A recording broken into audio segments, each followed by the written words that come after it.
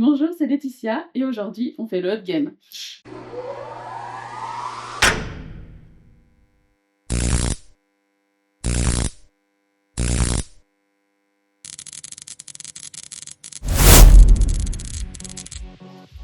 Bonjour tout le monde, bienvenue dans ce nouvel épisode de Hot Game, la petite interview piquante et craquante des personnalités du monde ludique. Aujourd'hui, on reçoit Laetitia. Bonjour Laetitia. Bonjour Cédric. Alors Laetitia, elle est essentiellement connue pour un petit truc qui se passe en Belgique qui est le BGF. Le Brussels Game Le Festival. Brussels Game Festival. Elle est venue donc nous parler de ce festival aujourd'hui, tout en dégustant des petits snacks avec des sauces épicées, que tu m'as dit que tu gérais normalement. Écoute, je pense que ça devrait aller. Tu penses que ça devrait aller? Après, Donc, peut-être que je donc, encore une fois, celui qui va encore le plus déguster, c'est Bibi. T'as l'habitude, toi. Pardon? Ouais, mais...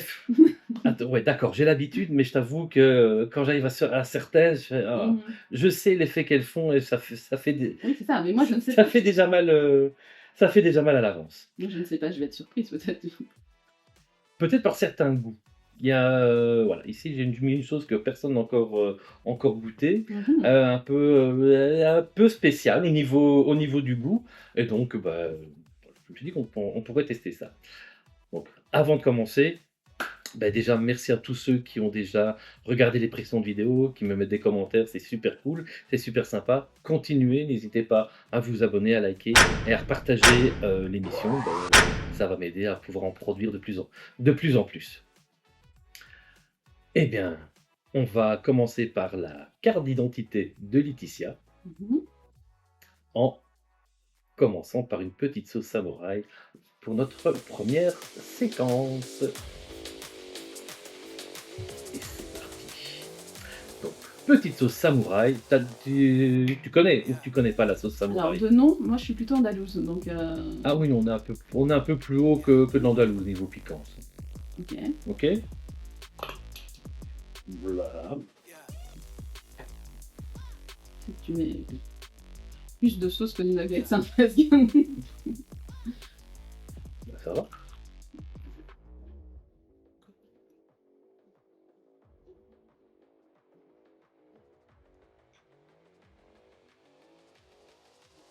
C'est une mayo avec du saison. C'est une mayo avec du piment. Hein. Mais ça, en général, c'est la base. Ça va. Bien. Alors, Laetitia, qu'est-ce que tu peux nous dire sur toi en tant que personne? En tant que personne. Non. Donc je m'appelle Laetitia Severino, Ouais. j'ai 40 ans. Tout ça déjà? Ouais. Donc tu l'étais pas? Non. On me le dit tout le temps, mais bon. Je suis dans le jeu depuis... de façon active, autre que joueuse, on va dire, depuis 2009.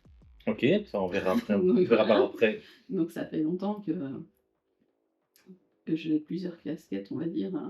J'ai celle de joueuse et autre chose. Voilà, qu'est-ce que tu veux comme autre information? Je sais pas, tu viens d'où?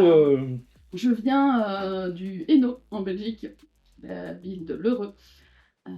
Ah oui. Alors, pour les Belges qui connaissent, vous venez de la France, de Valenciennes, et l'autoroute se sépare à un endroit entre Bruxelles et Namur, et ben c'est là. Ok, en plein milieu d'autoroute. Ouais, voilà. Ils ont mis le village juste là. Juste là. Et sinon, je suis à Bruxelles depuis 2013, donc ça fait 12 ans. Ok. Tu fais quoi actuellement comme job? Alors, je suis bibliothécaire dans une bibliothèque pour personnes déficientes visuelles. Et où ça? Chez EQLA, E-Q-L-A. Ok. Et donc, C'est à Bruxelles, je suppose? Ouais. Ok.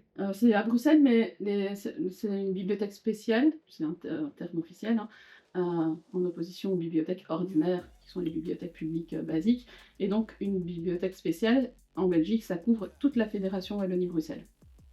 Ce qui fait qu'on fait des animations un peu partout dans la fédération Wallonie-Bruxelles, et on envoie des livres partout, par la poste, et y compris aussi à l'étranger.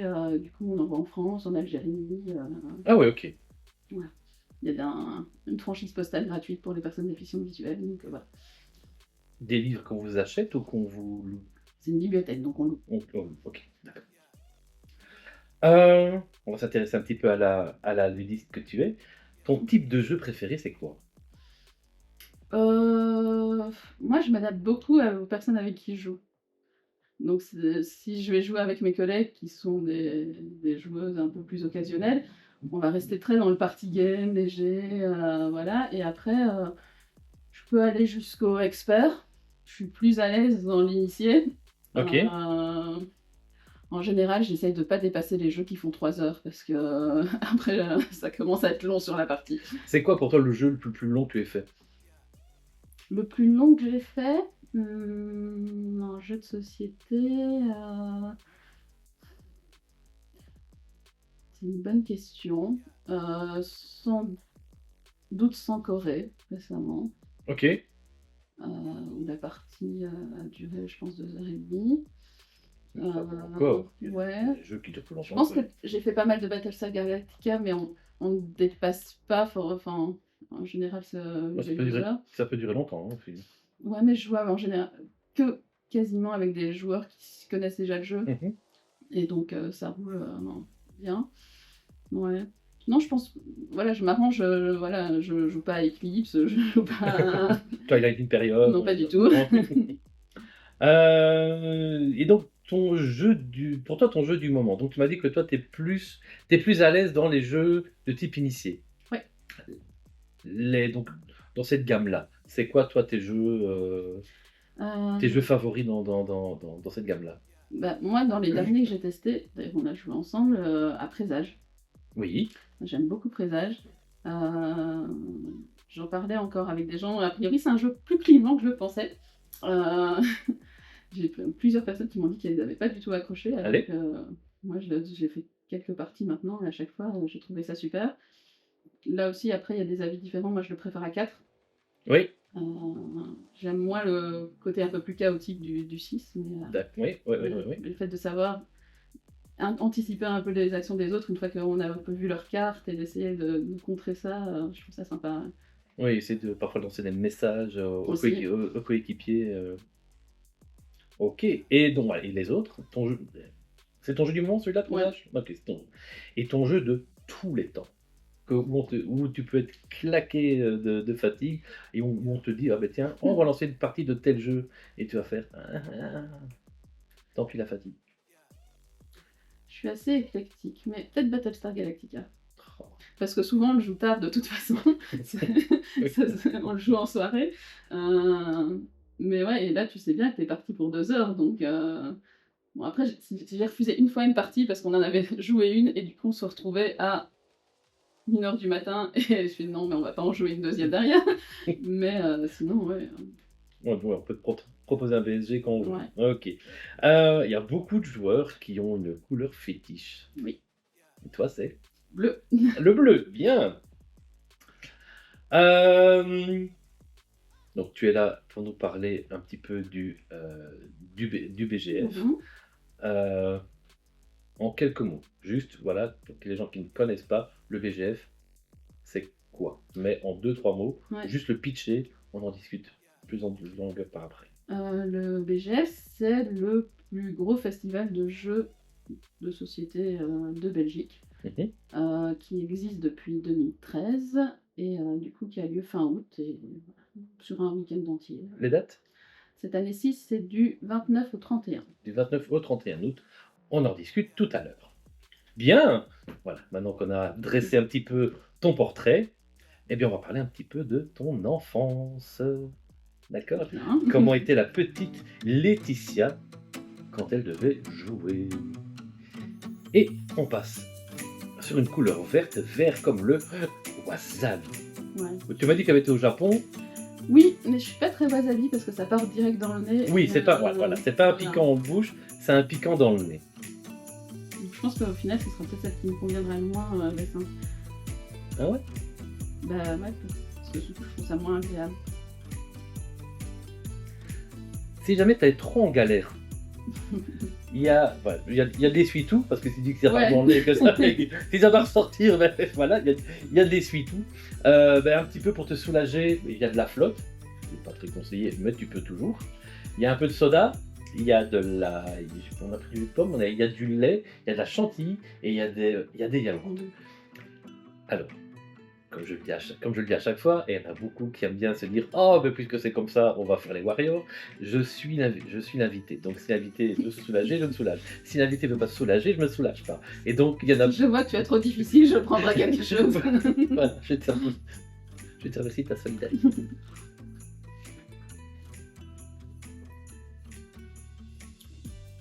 Oui.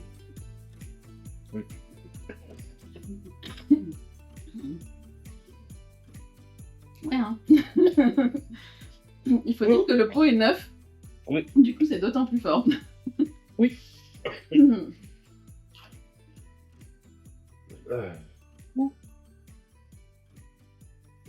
Et tu as des larmes dans les yeux. Mhm. Oh. Voilà. Voilà, ça, c'est fait. Mais l'avantage de ça, c'est qu'une fois que c'est passé, en fait, t'as plus rien. Non. Donc ici, nous avons une photo de toi, Mhm. enfant, qui tient un joli Donald dans ses mains. Ouais. Alors, par contre, je ne me souviens absolument pas de cette peluche, mais bon. C'est pas ton doudou?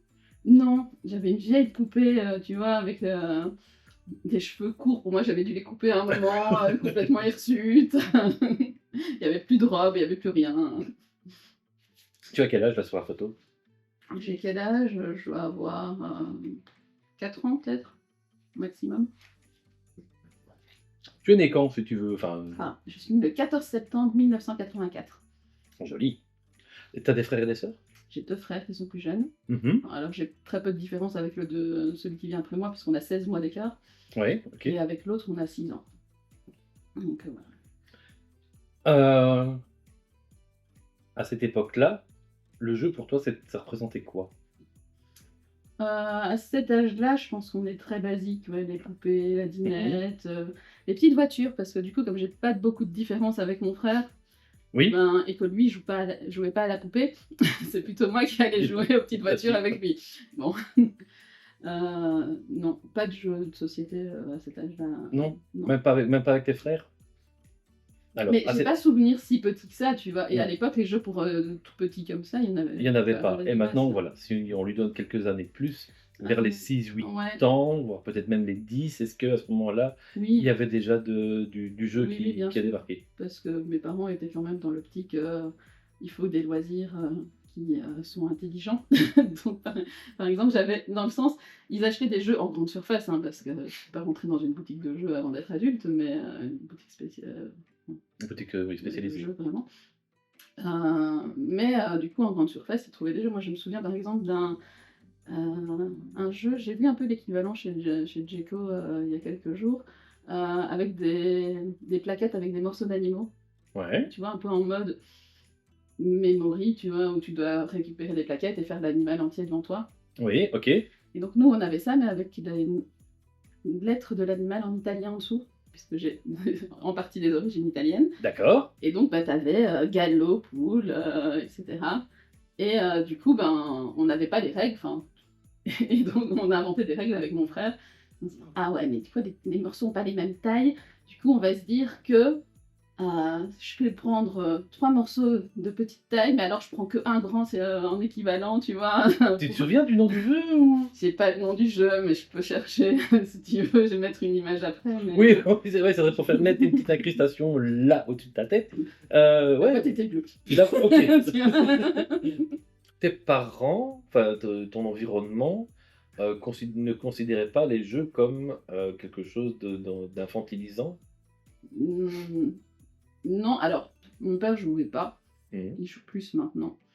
Il joue plus maintenant que parce que tu es active dans le monde du jeu, ou alors il y a eu un déclic avant chez Pas lui? tellement. Ils ont eu un couple d'amis qui jouaient à un moment, mais Scrabble, Rumcube, Ouais, classique. donc du Et classique. ils ont commencé un peu à jouer avec. Et j'ai amené à leur rencontre des autres jeux, le Pircal, les Aventuriers du Rail. Ok, ouais. Et donc maintenant, ils jouent à d'autres jeux, mais c'est à chaque fois un à la fois, quoi, tu vois. Oui, oui, oui, oui. Il y a des... Et on reste dans une gamme. C'est des joueurs un peu maniaques, tu vois, ce que moi, je j'ai jamais fait. Parce que moi, j'ai toujours été dans une démarche, une fois que j'ai joué en tant qu'adulte, de mon Dieu, on a joué au jeu, là, on va le ressortir dans 3 mois. Et encore, enfin, c'est presque ça, hein. Tu vois, comme dans ma ludothèque, les jeux sortent pas très souvent. Euh, mais eux, c'est plutôt du bah, on joue aux Aventuriers du Rail. Sur le mois, on va jouer 10 parties. Ben, au moins, comme ça, ils rentabilisent le jeu. Ah oui, tout à fait. Parce que voilà, on a tous notre pile de la honte. Ouais. Ça, c'est quoi? C'est une armoire ou c'est un coffre carrément ou... Je me soigne, donc ma pile de la honte est beaucoup plus petite maintenant qu'à une époque. Parce que tu t'imposes des défis, il me semble, non? Ouais. Vas-y, explique. En fait, en 2023 déjà maintenant, donc je me suis lancée dans un défi-jeu où j'ai proposé aux gens toute une série de jeux de ma ludothèque, soit qui sortaient peu, soit qui n'étaient jamais sortis. Parce qu'il y a des jeux, si tu ne mets pas l'occasion dessus, bah, c'est pas vers cela que tu vas quand tu fais une belle soirée jeu, quoi. Il faut lire la règle, etc. Et donc je l'ai proposé en fin décembre, et j'ai dit aux gens, bah, vous mettez sur Facebook un like si vous voulez y jouer. Et moi, j'organise chaque mois des parties autour d'un de ces jeux-là. Donc genre des doodles, des machins. Les jeux en général du coup étaient joués 2 à 3 fois par mois. Par mois, sur le mois, MOIS. Et de façon à ce que tous les joueurs qui avaient dit qu'ils voulaient jouer puissent faire une des parties. Wow. Ouais. Alors, spoil, sur une année, il y a 12 mois, j'ai pas les mêmes disponibilités sur les 12 mois, donc en fait, ça fonctionne pas. À un moment, il y a des mois qui sautent parce que j'ai pas le temps d'organiser. C'est quand même. Oui, tu te rattrapes par après. Je me rattrape pas, c'est juste que j'en fais pas 12 en fait, j'en fais 10, ou il y a des mois où il y a moins de demandes, et je sais bien que je vais faire qu'une partie du jeu, bah du coup je fais un autre jeu en même temps. J'ai fait ça en 2023, en 2024. En 2025, j'ai lancé les jeux et j'ai jamais lancé les doodles. Donc les gens ont mis des likes, ce sera peut-être pour plus tard. Et du coup, ça fait que après ça, j'ai des jeux type enquête ou quoi que je revends. Et même, ou des autres jeux où je me dis, bah en fait, je l'avais acheté, mais j'aime pas tant que ça. Donc voilà, ça permet d'écrimer un peu là-dessus. Bien. Je vais revenir un petit À peu l'enfance. à l'enfance. Donc, tu m'as expliqué ton jeu comme ça avec les lettres d'animaux en On avait italien. un pendu, tu vois. Je sais pas si tu as déjà vu ce jeu-là aussi. Ah oui, Plastique, en avec plastique. une roue que tu tournais pour faire évoluer l'état du pendu. Ah non, enfin, j'ai vu, enfin, mes gamins, eux, ils ont reçu un pendu comme ça, où le bonhomme, il est tout bleu, et à chaque fois, tu dois retourner une partie du corps qui devient jaune à Je chaque pense fois. qu'à l'époque, du coup, il y a 30 ans, c'était un peu trop complexe Oui, comme matériel. Donc la roue dentée était plus facile, sans doute. Ouais, un motus. Ouh, de Thierry Beccaro. Ouais, mais tiré du jeu. Mais du coup, ouais, mes parents, je pense qu'ils étaient forts dans les jeux de lettres. Il faut apprendre l'orthographe. Pas pour l'orthographe, la grammaire. Après, on jouait avec la vieille boîte de Cluedo de ma maman. Mhm. On a joué au Billboard. Enfin, tous les jeux classiques un peu de l'époque. Ouais. Au Monopoly. Si tu avais un petit message à faire passer à cette petite fille, pour elle évoluer dans la vie, tu lui dirais quoi? Évoluer dans la vie. Ou même évoluer de manière ludique ou... Que c'est cool parce qu'elle va faire plein de rencontres et que du coup il y a plein de choses qui vont pouvoir se faire. Top. Est-ce que tu as un souvenir hyper marquant de l'époque lié au jeu? Une partie mémorable ou une ambiance qui s'est créée, un moment fort pour toi à l'époque et lié au jeu? On n'était pas encore dans une culture vraiment du jeu, mais que malgré tout c'était quand même déjà un moyen de... J'aime bien dire ça, que le jeu permet de sociabiliser. Oui. Tu vois, moi je me souviens d'être allée avec mon frère chez sa marraine à lui, et donc elle a sorti un Midborn. Et c'était la première fois que j'allais chez elle, tu vois, et, sans parents, rien. Mais du coup, voilà, c'est un moment ensemble, où, enfin, tu vois... C'est un incrément de cohésion, c'est ça? Voilà, c'est ça. Et je pense que c'est ça, le truc, ouais. Moi, autour du jeu, et déjà à cette époque-là, quoi, tu vois. Bien. On va voir maintenant comment tu as un petit peu évolué au niveau de ton parcours ludique. Par quoi tu as commencé, etc. Mais pour commencer, Changer de couleur. on va changer de couleur. Celle-ci, la nouvelle, du coup? Oui, c'est celle-ci la nouvelle. Alors, qu'est-ce qu'elle a de spécial? Normalement, elle est un peu plus. Elle a des têtes de mort. Elle a des têtes, elle a des têtes de mort, il y a des têtes de Mais mort. oui, regarde. Ah oui, c'est vrai. Ah oui, c'est vrai. Ah, si on voit, c'est trop petit. Donc, non, elle doit être quand même plus forte que la samouraï, mais elle est basée sur un piment chocolat cerise. C'est un goût spécial. On est déjà au dessert, en fait. Voilà, en fait, on aime ou on n'aime pas. Ben, je vais te dire ça. Tu m'en diras des nouvelles.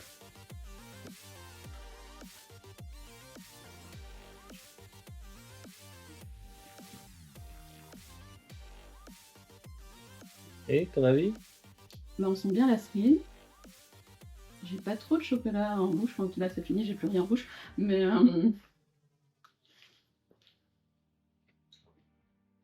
ouais, à part la couleur, le chocolat, je trouve qu'en goût, tu l'as pas tellement. Une fois que tu es un peu anesthésié, tu n'as plus le goût de la cerise. Ça va au niveau du piquant? Ça va? Ça passe pour toi? Ça va, c'est bien enveloppant sur le palais, mais ça va. Comment est née donc ta passion pour le jeu de société? Bah, comme je disais, j'étais adulte en fait. Euh, on jouait, mais pas beaucoup du coup adolescent. Plus jeux vidéo. Euh, Lesquels? euh, En fait, chez nous, on avait une Super NES. On avait un Zelda. Qu'est-ce qu'on avait d'autre dessus? Je sais plus, parce qu'après, on a eu d'autres consoles. Mon oncle, qui était dans la maison juste à côté, avait une Sega. Donc là, on avait les Sonic, les Schtroumpfs. C'est pour ceux qui aiment bien les jeux vidéo du joueur du grenier. Vous avez des trucs. Et comment de là, t'es passé au jeu de société? Est-ce qu'il y a un jeu? Est-ce que tu as joué à un jeu qui t'a fait twister ou? Moi, j'ai un peu fait les choses à l'envers. C'est-à-dire que mon frère, donc celui qui est plus proche de moi, il a commencé Magic quand il a fait commencer l'université, sur le temps de midi et tout ça. Et ben, ça m'est arrivé de jouer, il leur manquait quelqu'un pour faire un empereur, et du coup, il me donnait des cartes, et je suis là, il y a la moitié en anglais, la moitié en français, je sais pas c'est quels sont les mêmes mots, machin, c'est compliqué. Donc j'ai dû faire moins de 10 parties de Magic dans ma vie. Hein. Donc t'as pas accroché à tout ce qui est J'ai pas accroché. Bah, déjà le côté bilingue, parce que moi l'anglais c'est pas mon truc, du coup savoir comment on dit empiètement en anglais, c'est compliqué. Et, et jouer avec des gens qui connaissaient bien déjà Magic quand même. C'était pas des experts forcément. Non. Moi j'étais la débutante au milieu du truc. Et donc tu fais. Je sais pas trop quoi faire. Dans tous les cas, je me fais avoir à un moment. Donc, Mais le deck, quand t'as défilé, c'était un deck qui avait été construit. Voilà. oui, bien sûr. Mais bon, tu sais pas forcément comment le jouer. Non. Donc tu joues un truc. Alors je dis pas que j'étais absolument nulle, mais je sentais bien que j'avais pas le niveau. On a commencé à faire 2-3 autres jeux à l'époque, mais pas énormément. Eux, ils jouaient surtout à ça. Et là, t'étais quoi? T'étais à l'UNIF? T'étais en secondaire? J'étais à l'UNIF. T'étais à l'UNIF. J'ai fait des études romanes. Ok. Bah, français, bibliothécaire. Ouais, Et en fait, ils ont commencé à peu près, peut-être à peu près à la même époque, à jouer à un jeu vidéo en ligne aussi, qui s'appelait Silverworld, qui était fait par des Belges. Map en 2D avec des monstres. Et du coup, ça nous amène là, c'était ouais, j'ai commencé du coup le jeu MMORPG en 2006, ouais. 5-6. Ok. Et je dis ça parce que peu après, ouais, genre 2007, j'étais dans une salle info à l'UNIF et j'ai quelqu'un qui me fait Ah, tu joues le même jeu que moi. Et en fait, c'était quelqu'un qui était dans le cote jeu de rôle. Ok. À Louvain-la-Neuve. Tu peux expliquer le concept de cote pour les, Alors, ouais. pour les francophones de France? En Belgique, on sait C'est ça. vrai. Donc en fait, c'est un logement universitaire. Donc il y a une chambre avec un espace commun, cuisine sanitaire. Et dans les universités, quasiment dans toutes, je pense. Je pense que maintenant, ça se développe, oui. Bah, celles qui font en tout cas, pas celles qui font, pas à Namur, je pense qu'il n'y a que les premières années, du coup ils font pas forcément ça. Dans celles où il y a des cycles complets, je pense qu'ils le font un peu partout. Il y a ce qu'ils appellent du coup des cotes à projet, où c'est un ensemble de personnes du coup qui décident d'aller dans cet espace-là et de maintenir un projet sur toute l'année. Donc, ça peut être aider des personnes handicapées, ça peut être faire tel type d'animation pendant toute l'année, du sport, du machin, du théâtre, enfin, il faut rentrer un dossier, et si le dossier passe, voilà, et puis il y a un certain nombre, du coup, autorisés dans les espaces de l'université sur l'année. Parfois ça tourne, ton projet n'est pas repris l'année d'après, mais voilà. Tous les ans, le projet est à renouveler? Je sais pas si c'est tous les ans ou si c'est sur plusieurs années. Au final, moi, j'étais pas dans le projet. J'ai juste vu de l'extérieur. Mais je sais bien qu'il y en a qui Tu s'arrêtent. n'allais pas en code, toi? Si, mais j'étais dans un code Dans un normal. code traditionnel. Ouais. Et du coup, eux, je sais bien que par exemple, leur projet à un moment s'est arrêté. Mhm. Après, quand tu es avec des étudiants, Et donc, ça peut être tout c'était un simplement. code jeu de rôle. C'était un code jeu de rôle. Ok. Donc, ils organisaient des parties. Donc, toi, tu as commencé. Et moi, j'ai fait ma première partie de jeu de rôle là-bas. Ok. Donc en 2007. C'était quel jeu? Donjon. Donjon. On faisait un mix de 3 et 3.5. Oui, oui. Parce Bah oui. qu'il y avait un manuel de chaque, on était 6 joueurs, du coup ça permettait d'aller plus vite quand on devait chercher des références d'un sort pour le sorcier et à côté faire autre chose en même temps. Enfin, voilà. Donc j'ai fait ça et en 2000, ouais non, à peu près en même temps, ouais, début 2008, il y a un club de jeu qui s'est monté à Mons pour le groupe de mon frère qui faisait du Magic, pour avoir une salle prêtée par la ville. Et donc les forgeurs de rêve sont nés, et les forgeurs de rêve, ils sont, pour être acceptés, que le projet soit accepté par la ville, en fait, ils faisaient Magic, ils faisaient du jeu de société et ils faisaient du jeu de rôle. D'accord. Et donc, bah, moi, je suis arrivée à l'inauguration. Je connaissais déjà une partie des. Et donc, tu allais là-bas à la base mais... pour faire du jeu de rôle parce que Non. Ouais, c'est compliqué. J'allais là-bas parce que du coup, bah, mon frère était dans le club. Ok. Et non, je suis partie plutôt dans l'idée, je vais faire du jeu de société parce que je commençais juste le jeu de rôle. Et Mais tu avais déjà entendu parler de jeux de société, entre guillemets, dits modernes ou nouvelle génération à l'époque, ou pas du tout? Je pense pas spécialement. Et donc, tu allais pour faire du jeu de société, donc tu t'attendais à faire quoi comme type de quoi comme jeu? J'ai aucune idée du premier jeu qu'on a fait là. Non, c'est pas le premier jeu que tu as fait, mais toi, dans ton intention, tu te dis, ben voilà, je vais faire du jeu de société, et donc je vais. Et j'en avais déjà fait un tout petit peu. Je sais plus comment s'appelait ce jeu où tu devais faire un scénario de série B, tu vois. Donc tu avais des cartes à jouer pour faire un scénario. Mais dis rien du tout. Ouais, je te l'enverrai, je le retrouverai. Ouais, je veux bien. Mais c'était une petite boîte juste avec des cartes. Je crois que j'avais déjà joué à Gang of Four. Du coup, mais voilà, rien de. On reste quand même dans un niveau assez léger. Mais par rapport à, je veux dire, la majorité de la population, même un Gang of Four, t'en as très peu. Pardon, t'en as très peu. Très peu qui connaissent. Oui. Parce que, encore plus aujourd'hui. Oui, encore plus aujourd'hui, parce que voilà, c'est très difficile à vieux. Mais parce que, voilà, maintenant, quand tu vas dans la majorité des gens vont dans les grandes surfaces spécialisées, aussi du type Dreamland, King Jouet, etc. Mais ils vont pas trouver déjà ce genre de jeu. Ouais, moi, j'ai pas souvenir d'avoir vu dans ce genre d'endroit étant jeune. On avait, je sais pas, on avait comment il s'appelait ce jeu? Un truc avec des membres de la mafia qui s'assoient autour d'une table. Mafia du pouvoir? Non, non, à ça... l'époque. non, ça peut. Non, c'est une forgeron, là, si je te retrouverai le nom. Écoute, tu remettras une manifestation partout avec des noms. Oui, je te donne du boulot. Non, il y avait des trucs avec. Du coup, ils mangeaient et tout, donc tu devais éliminer les joueurs de l'autre famille de mafia. Il y avait des gâteaux empoisonnés, des choses comme ça. Donc, c'était un peu mini truc de bluff, parce que j'aime pas trop comme jeu, mais bon, c'est un autre problème. Mais c'est du truc qui ne me dit rien. Mais c'est des jeux qui ont 25 ans, hein, 20 ans. Hein. Oh, mais même. Oui, tu jouais déjà. Mais... Oui, mais c'est des jeux. Non, il y a 25 ans, c'est des jeux du coup qui. Enfin, celui-là en tout cas, il se vendait en grande surface à l'époque. Tu vois, c'est pas un truc. Moi, mes parents, ils faisaient leur course à Cora, ils achetaient des jeux au Cora. Quoi.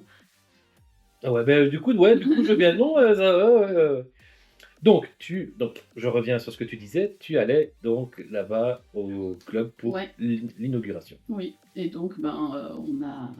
Voilà, je suis devenue une régulière du club. Et au bout d'un peu moins d'un an, le CA a décidé de démissionner.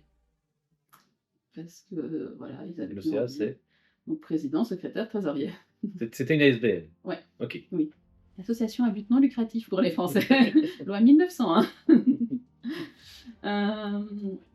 Et du coup, on s'est retrouvés à un moment à faire une réunion avec des membres qui avaient bien envie de venir à cette réunion en disant qui est président. Et là, il y a personne qui lève la main, comme souvent dans ce genre de cas. Et j'ai quelqu'un qui me dit bah toi Laetitia, t'as pas envie Je suis bah Oui, si on veut qu'on continue. c'est ça, en vrai, moi j'aime bien venir jouer, donc là j'avais déjà commencé du coup aussi les parties de jeux de rôle, je pense. Donc voilà, je venais quand même souvent. Et du coup, ben, je me suis retrouvée présidente en 2009 du club. Bien. Et donc du coup, quelles étaient les missions du club? Donc c'était Magic, enfin, Magic TCG ou Magic Mythique? Bah, Magic avait déjà quasiment cessé dans le club à l'époque. Parce qu'en D'accord. fait, les joueurs de Magic sont assez monomaniaques. Mhm. Souvent. Je sais pas si c'est comme ça dans les autres TCG d'ailleurs aussi, mais c'est possible. Et donc en fait, ils veulent pas jouer aux autres choses. D'accord. Ah oui, Et c'est leur univers. En même temps, c'est un univers gouffre à pognon aussi, parce qu'une fois que tu mets le pied, tu mets la main dans l'engrenage du TCG, ben après ton financement pour le reste, c'est c'est ça. un peu plus dur. Et du coup, ceux qui voulaient faire que du Magic sont assez rapidement sortis du club. Parce que ça les embêtait, les joueurs de jeux de société qui faisaient du bruit à côté, c'est Ok. les horaires, les machins. Et donc, au final, eux sont pas restés. Et c'est devenu un club jeux de société, jeux de rôle, Mhm. très très vite. Moi, quand je suis devenue présidente, il y avait déjà plus, je pense, de séances de jeux pour Magic. Alors que c'était un an après l'inauguration. Quoi. Mais c'était des séances hebdomadaires? Je... De mémoire, on avait la salle 3 fois par mois. Ok. Et à l'époque, je pense qu'on s'y tenait assez. Après, le club a évolué, donc c'était pas assez, donc on a fait des parties chez les gens aussi. Je pense qu'à l'époque, c'était quand même au début un peu plus cadré sur. On joue principalement dans la salle, pas exclusivement, mais principalement. Et donc, ben oui, on faisait donc ces 3 séances. On a eu très vite. Je sais pas s'il y en avait déjà eu une quand je suis devenue présidente ou si c'est moi qui était dans l'organisation de la première, mais des journées à thème. Et donc on a fait une journée avec que des jeux autour de l'Asie, que des jeux autour de l'espace, que des jeux autour de la piraterie. Et c'était des journées complètes ou alors c'était que des soirées jeux? Non, c'était une journée. Du coup, on avait un partenariat avec un bar à Mons, où on avait tout l'étage. Et du coup, on commençait en fin de matinée et on finissait dans la soirée. Top. Et on avait une vingtaine de jeux. On contactait les éditeurs déjà à l'époque pour en avoir sur la thématique. On faisait des recherches qui existaient. Bon, du coup, on prenait tout ce qui existait dans le thème. À partir de 2009, puisqu'on a fait la réunion juste avant le début du festival, on allait à Troll et Légendes faire de l'animation. Oui, ok. Donc le club. Donc vous aviez des tables là-bas? Ouais. Jusque de. Je sais plus, 13, 15, on a fait quelques années quand même, ouais, sans doute 15 du coup. L'année dernière, vous avez encore été. Les forgeurs, non. Non. Les jeux de société, moi je pense que j'étais encore présidente la dernière fois, donc ça devait être 2015. La dernière fois que. Les forgeurs, ça n'existe plus? Si, mais pas plus avec moi en présidente. Ok. Et donc je pense que la dernière fois qu'il y a eu des clubs, des tables jeux de société, et peut-être tout colloque confondu, hein, ceci dit, je suis pas sûre qu'il y en ait eu, ce soit juste dû aux forgeurs qui soient plus là. Je pense que c'est la politique du festival qui a changé. Je pense que la dernière fois c'était l'édition 2015, et après ils ont juste gardé les clubs pour les jeux de rôle. Oui. Et c'était plus des tables de clubs, c'était des créneaux horaires où les clubs pouvaient s'inscrire. À l'époque, dans les jeux modernes, c'est lequel, toi, qui t'a, je veux dire, fait twister pour pas. Parce que tu fais encore du jeu de rôle ou moins souvent? Je fais plus de jeux de rôle depuis. Qu'est-ce qui t'a fait vraiment, outre les aléas de la vie, etc., mais qu'est-ce que. Arrêter le jeu de rôle? T'as fait soit arrêter le jeu de rôle ou t'as vraiment donné l'envie de poursuivre dans l'univers ludique? Du coup, j'ai été présidente du club pendant 6 ans. Ouais, j'ai fini, non 7 même, j'ai arrêté en 2016. Donc déjà là. Oui, mais les jeux, à ce moment-là, les jeux les plus emblématiques à l'époque. Ouais, mais moi j'ai un souvenir de cette fameuse réunion, on a joué à Citadel. Oui. Et À un moment, tu twistes tout le temps les jeux, comme dans des trucs comme ça. On avait rajouté un dé dedans, et du coup, à chaque manche, on lançait le dé et on changeait un personnage avec son autre rôle, parce que dans la 3e édition, chaque numéro était en double, et t'avais 2 rôles à chaque fois différents. Ah ouais. Et donc, à chaque manche, tu passais, t'enlevais l'assassin, tu mettais... Enfin, là, j'ai plus les noms en tête, mais... Et à un moment, tu fais, bah, j'appelle le 1, mais je sais plus c'est qui le 1. Surprise. Je sais pas, ça va être quoi l'effet. C'était une partie assez mémorable, du coup. Mais ouais, donc Citadel, pour moi, c'est un de mes premiers...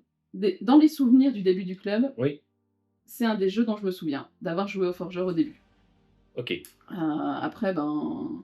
Donc on était en 2009, il y a plein de jeux qui étaient en fait pas sortis, enfin, tu vois, mais j'ai fait ma première partie de Seven Wonders, ma première partie de Dominion, c'était là-bas. Les grands classiques. Les grands classiques. C'est Même ma première partie de Catan, hein, je pense, ça devait être là-bas. Catan qui fête ses 30 ans cette année. Ah, bon. J'ai pas joué au début à Catan, j'ai joué... Ben, moi non plus. Catan, j'ai joué bien tard quand j'ai commencé le jeu de société. Ouais. Et donc tu as continué au Forger jusqu'à quelle année, plus ou moins? Donc j'ai donné ma démission en 2016, parce Ok. qu'en fait j'étais partie habiter à Bruxelles en 2013. Oui. Et donc au bout d'un moment, je faisais pas des allers-retours entre Bruxelles et Mons pour aller jouer. Et donc sur Bruxelles, t'allais jouer où, du coup? Au début, nulle part. Après, j'ai été jouer à la table Food and Game. Oui. Il y avait aussi les soirées terribles de Tibi, Oui. qui étaient repris après par Arnaud aussi, mais voilà, qui était à cet endroit-là. Ouais, donc j'allais plutôt jouer là. À l'époque, il n'y avait pas tant de trucs que ça à Bruxelles non plus. Il n'y avait pas encore les autres barrageux. Il n'y avait pas encore les clubs qui s'étaient lancés qu'on peut trouver aujourd'hui. Il y avait des joueurs, des trucs comme ça. Donc il y avait moins d'endroits quand même où aller jouer dans des espaces publics. Ou alors je les connaissais pas. C'est une possibilité aussi. Ils vont tous regarder la vidéo et vont se dire mais si, moi j'existais déjà. Donc ouais. Oui, d'ailleurs, donc si à l'époque vous aviez une infrastructure qui existe toujours, mettez-la dans les commentaires et on relira vos informations sans aucun problème. Ça, je ferai mon mea culpa. Ouais, donc pas mal à la table. Et puis j'ai commencé l'année scolaire 2013-14, l'année de spécialisation en jeu. Et donc en fait pendant un an j'ai plus joué autre que dans les soirées qui étaient organisées pour le cours. Donc c'est un master en un an, non? C'est une année complémentaire, c'est pas considéré comme un master en un an. Ah oui, ok. En sciences et techniques du jeu. Sciences et techniques du jeu. Donc ce que vous avez découvert dans la vidéo précédente avec Quentin, t'as fait la même année que Quentin? J'ai pas fait la même année que Quentin du tout. Moi j'ai fait la première année. Ah, l'année de lancement. Ouais. Ok. On s'est appelés nous-mêmes les pionniers. C'est légitime. Voilà. Et du coup... Comment t'as découvert ça? Comment j'ai découvert ça C'est une bonne question. Je pense que j'étais déjà pas mal sur Facebook dans plein de pages, groupes sur le jeu, et j'ai dû le voir passer. Parce que sinon je vois pas trop. À l'époque, j'avais une collègue qui donnait cours, puisque donc l'association Éclat a aussi une ludothèque. Tu travaillais déjà pour Éclat? Ouais, j'ai commencé en 2012. Ok. Et du coup, elle donnait cours pour expliquer c'était quoi le jeu pour personnes déficientes visuelles. Mais j'ai pas l'impression que ce soit elle qui m'en ait parlé. Mais tu vois, à l'époque, je faisais déjà aussi... j'allais 2 fois par an chez Jeune Nîmes parce qu'à ce moment-là, ils faisaient des présentations pour les ludothècaires. Moi, avant de travailler chez Éclat, j'ai fait du bénévolat à la bibliothèque d'Ottigny. Oui. Donc voilà, j'avais un réseau quand même un peu et j'ai dû avoir quelqu'un qui m'en a parlé. Parce que Ludo SBL n'est pas très actif sur les réseaux, donc voilà. Ludo SBL est géré par Michel Van Langendonk, qui est le coordinateur de l'année de spécialisation. Et du coup, voilà le lien, mais je pense pas que ce soit ça qui... Je sais plus du tout en fait où j'ai vu cette information. Mais voilà, je suis allée à une séance d'information sur l'année, je me suis inscrite, j'ai pesté un peu contre l'administration qui... Ils m'ont demandé une lettre de motivation pour m'inscrire à l'année. Je vous paye 400 balles, c'est déjà pas mal comme motivation. passe toutes les 3 quarts de mes soirées de la semaine en cours, c'est pas mal non plus. Et donc, oui, donc 400 € Minerva. Et c'était donc des cours qui se donnaient tous les soirs? C'est des cours en soirée, c'est ça? C'est des cours en soirée, c'était 3 soirs par semaine et certains samedis. Ok. C'est un tout petit peu changé maintenant, c'est le même nombre d'heures, mais réparti un petit peu différemment. Et qu'est-ce qu'on apprend dans ce cursus? Alors, moi, du coup, à ce moment-là, ça faisait déjà 5 ans que je jouais. Que j'avais fait du MMORPG, j'avais fait du jeu de rôle sur forum aussi, j'ai fait. Oui, genre au game ou un truc ainsi? Non, un jeu. Alors, c'était le gars, tu vois, que j'avais vu en salle info. Ouais. Il a fait un forum de jeu de rôle avec un jeu qu'il avait créé lui. Mais du coup, donc, quand je me suis inscrite à cette année de spécialisation, j'avais déjà un assez gros bagage ludique par rapport à la majorité des gens qui sont venus, qui étaient instit, ergothérapeutes, ouais, plutôt dans ce genre-là. Et, mais pas vraiment joueurs de base. Ils venaient pour avoir quelque chose en plus à mettre dans leur pratique professionnelle. Ok. Donc le but à la base de cette année-là, c'était d'amener le jeu dans des Oui, à l'époque, je sais pas si enfin, utiliser le jeu comme un outil dans différents trucs. Ok. À l'époque, je sais pas si c'est toujours le cas maintenant, mais il fallait que ton métier soit dans une liste. Ah oui. Donc bibliothécaire, instit, éducateur, ergothérapeute, toute une série de métiers dans lesquels tu animes les gens potentiellement. D'accord.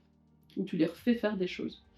Et donc, qu'est-ce que tu as appris? Du coup, pas énormément, ou en tout cas pas énormément dans ce qui, moi, m'intéressait. J'ai appris des choses, hein, j'ai eu des cours qui m'ont appris des choses, et quelques-uns où c'était vraiment intéressant. Mais voilà, moi, je n'allais pas là-bas pour faire de la ludopédagogie. Et j'avais des cours de ludopédagogie où, oui, j'apprenais des choses, mais voilà, c'est pas ça que je voulais. On a fait une séance d'Ultimate en jeu sportif, tu vois, c'est pas trop pour ça que j'allais là-bas non plus. Moi, ce que je retiens, c'est que là, ça faisait 9 mois que j'étais à Bruxelles quand j'ai commencé l'année de spécialisation. Et en fait, je connaissais à peu près personne à Bruxelles à ce moment-là.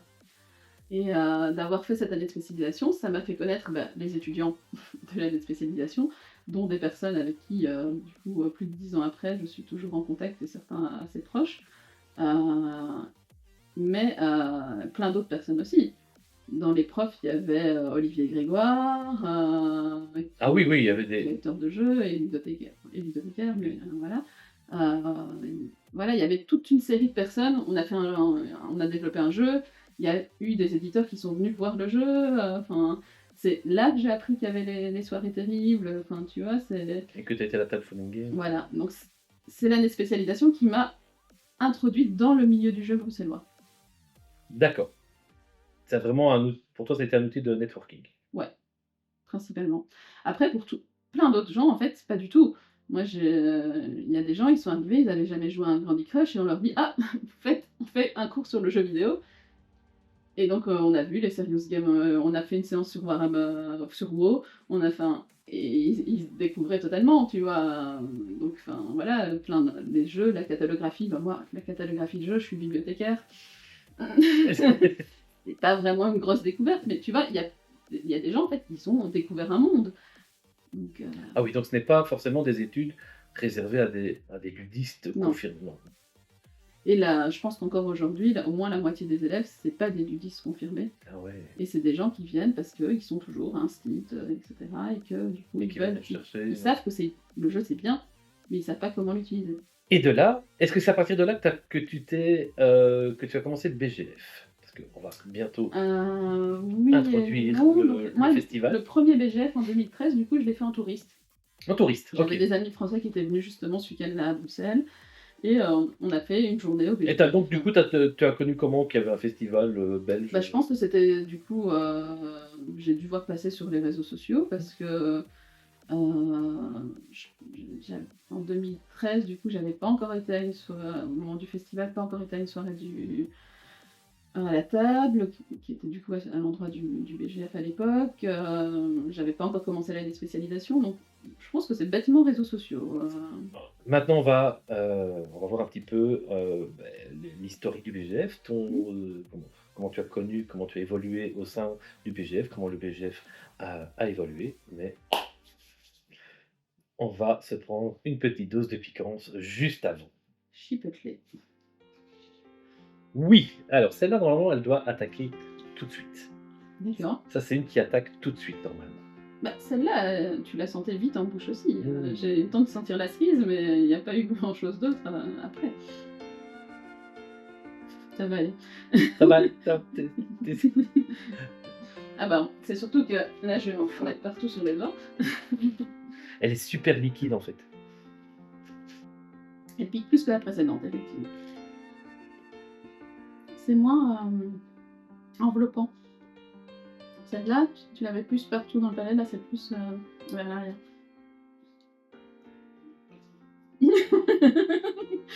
C'est vrai qu'il n'est pas content, il va pas pouvoir boire. Et pourtant, voilà, j'en fais à toutes les émissions, mais je résiste beaucoup mieux qu'avant. Si j'avais commencé par ça dans les toutes premières émissions, j'aurais été rincé de fou. Je ne dis pas que ça pique pas. Mais... Ah oui, oui, c'est l'air en fait. Je voyais ta vidéo avec Guillaume il n'y a pas tellement longtemps, effectivement, quand tu respires, ça... Ah, ça réactive, ouais. Brussels Game Festival. Oui. On va commencer par toi, ton émission, donc on va commencer par toi. Donc, comment toi tu as découvert ça et comment toi tu as évolué au sein du BGF. Bah, je t'ai dit, du coup, le premier BGF, je l'ai fait en touriste, une seule journée. Et l'année suivante, je suis devenue bénévole. Donc j'ai été simple bénévole pendant 2 ans. Et en fait, à la fin du coup de l'édition 2015, le responsable bénévole, Nicolas, a envoyé un mail en disant « Si vous avez des retours à faire, allez-y ». Et donc je lui ai envoyé un mail comme ça, en disant « Bah c'était cool, mais... » Et donc il m'a répondu en me disant « Ok, est-ce que tu veux être dans l'orga ?» À l'époque, quasiment toute l'orga avait démissionné parce que ça prenait trop de temps, il y en a qui déménageaient, machin. Et ils avaient, je pense pour certains, ils disaient bah, on a lancé le projet, maintenant c'est plus à nous. Et du coup, on a repris quasiment avec une équipe, je dirais à 80% de nouveau. Ok.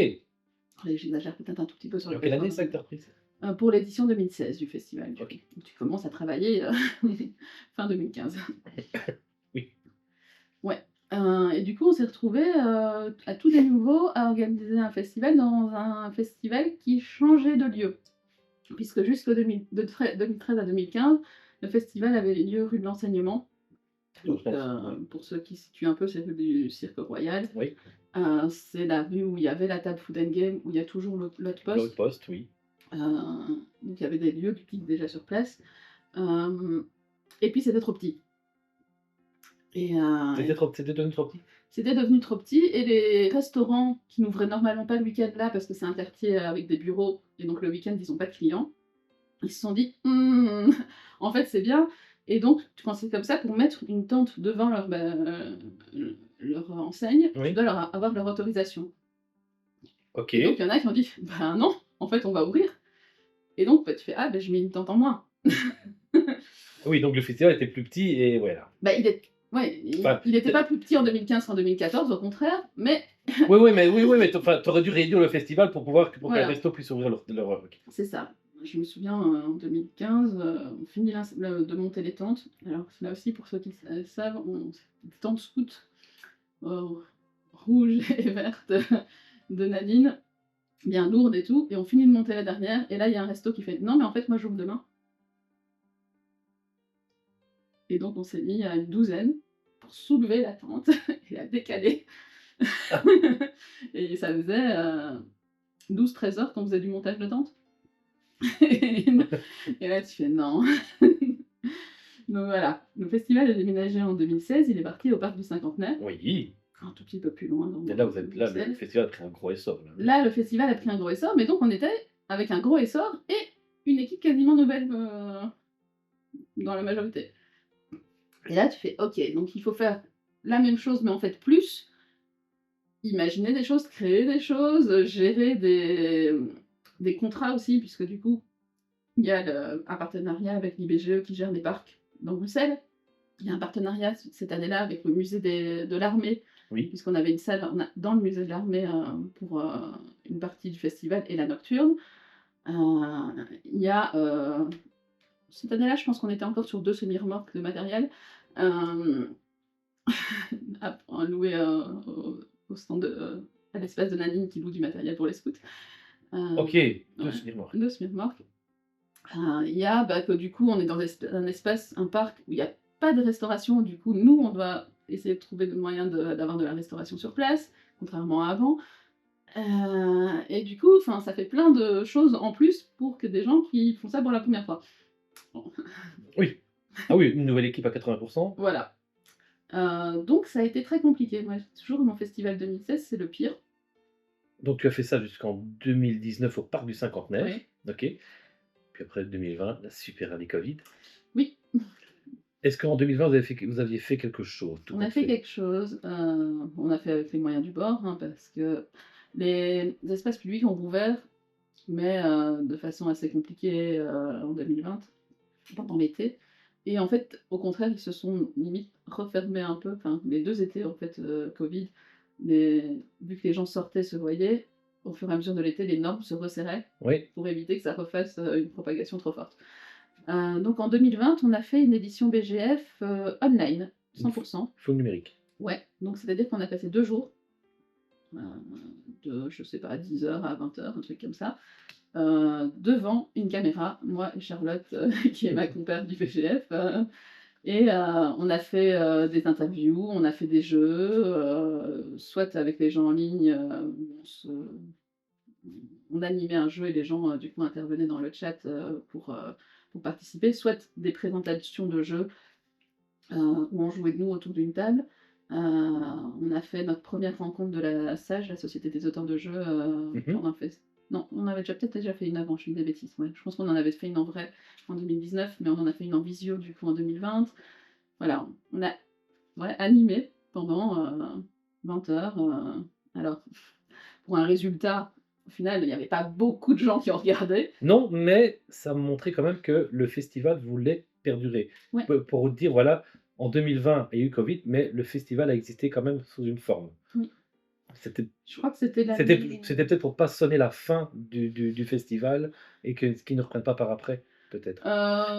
Oui, et puis on se disait que c'était notre week-end aussi, tu vois. Et du coup, fallait quand même marquer le coup, le BGF, c'était ce week-end-là. Et ouais, je pense que c'est l'année, faudrait que je vais pas vérifier, mais je pense que c'est l'année où la WEJ, l'Union des éditeurs de jeux, a fait aussi un petit festival en juillet complètement en ligne aussi, avec d'autres moyens de développement. Donc oui, ils avaient des vrais jeux codés pour être joués sur leur plateforme. Mais voilà. Une plateforme comme Board Game Arena émergeait seulement, je pense. Mais c'était un peu le même principe que dans Board Game Arena. Tu t'inscrivais sur la plateforme et tu pouvais. Moi, j'ai joué à Oltré comme ça. J'ai testé Oltré en ligne. Ah oui, oui, oui, oui. Donc voilà, pour savoir si 2020-2021, mais il était en proto à ce moment-là. Et en 2021, vous avez fait une version un peu. Alors, en 2021, on a fait, séparés, c'est ça. on a fait une version on-tour. Parce que là aussi, on avait encore des règles Covid Oui. qui Donc on était qui empêchaient. En fait, on voulait pas mettre l'obligation du pass sanitaire parce que voilà, c'était controversé par les gens et donc on voulait pas obliger les gens à avoir un pass sanitaire pour venir jouer. Et du coup, quand c'est comme ça, les événements étaient limités à 50 personnes sans vérification du pass sanitaire. Donc on ne pouvait pas faire un seul lieu où on rassemblait les gens. Et on s'est inspiré du Jets Gaming Tour de Thierry, qui était organisé par Thierry du magasin Ça joue, où lui, du coup, dans la commune de Jette à Bruxelles, il avait une dizaine de lieux où les gens pouvaient aller jouer avec du coup différentes choses qui étaient proposées. Et donc nous, on a fait ça à Excel parce que c'était là qu'on avait la possibilité d'avoir plusieurs lieux intéressés. Et donc on a fait, je sais plus combien de lieux, on avait 6, 7. Je pourrais essayer de les citer, mais je vais en oublier. Je sais qu'il y avait des joueurs près de Il la y place avait des Flagey. joueurs, il y avait la LOC qui est un barrageux, Mmh. il y avait le barrageux qui est sur, Saint-Gilles, mais qui est pas à Quel la limite. Hem, il y avait, le grenier d'Elvire, Oui, qui est un oui, qui est un resto un peu resto geek un comme peu ça. geek, délicieux, et une ambiance du tonnerre. Ça fait longtemps que j'ai plus été Oui. boire Bordeaux. Il y avait le Meldon Café qui a un café, plutôt jeux vidéo, Oui, oui, oui, jeux oui. d'arcade. C'était Adrien qui tenait ça, il y a pas longtemps? Alors c'est pas moi qui étais en contact avec la personne, du coup je ne sais pas du tout. Et il y avait le, Fortifactory, hein, quelque chose comme ça, Ah, c'est heu, qui, du coup est un espace de coworking, OK, oui. mais qui ouais, de ce fait accueillir des jeux. Et en plus, nous, on avait loué une salle où on a fait la bourse aux jeux, parce que pour ceux qui sont déjà venus au BGF, la bourse aux jeux, c'est un peu le seul truc quand on a dit: «On fait pas de festival», il fait: «Mais alors du coup, il y aura pas de bourse?» Ah, c'est une institution au niveau du BGF, la bourse aux jeux, Voilà. c'est Donc c'est ce que les gens réclament. C'est de jouer à des jeux, je c'est veux bien, bien, mais mais la venir bourse vendre et acheter des jeux, c'est mieux. Donc on a fait ça. Donc voilà, ça faisait du coup, au total quasiment une dizaine de lieux. On a fait une ou 2 animations, je sais plus cette année-là, en ligne, en soirée, le samedi soir, pour des gens qui voudraient, qui auraient voulu un peu prolonger puisque les lieux, fermaient. Hem, Si vous voulez sur la chaîne du BGF, du coup, vous avez encore on a fait un quiz, ludique, vous avec avez des une chaîne questions. YouTube? Le BGF a une chaîne YouTube, donc toutes les vidéos qui ont été faites depuis 2013, il y a des vidéos humoristiques, il y a des vidéos de contenu et cetera, Je vous donc mets tous les liens dans la description de cette vidéo. mmh. Je vous mets tous les liens pour aller voir les infos du BGF et leurs vidéos. Ouais, et il y a, je sais plus si c'était cette année-là, si c'était cette année-là, on a fait des vidéos Twitch. OK, vous avez un compte Twitch aussi? Alors on avait, il est plus du tout actif maintenant D'accord. parce que, mais je pense que c'est, du coup, c'était en 2021? 2022? Mmh. Vous verrez bien la première vidéo qui est reprise sur Twitch, mais de toute façon toutes les vidéos qui ont été créées d'une façon ou d'une autre sont sur ma chaîne YouTube. Où du coup on a aussi fait des rencontres avec des gens, enfin des interviews.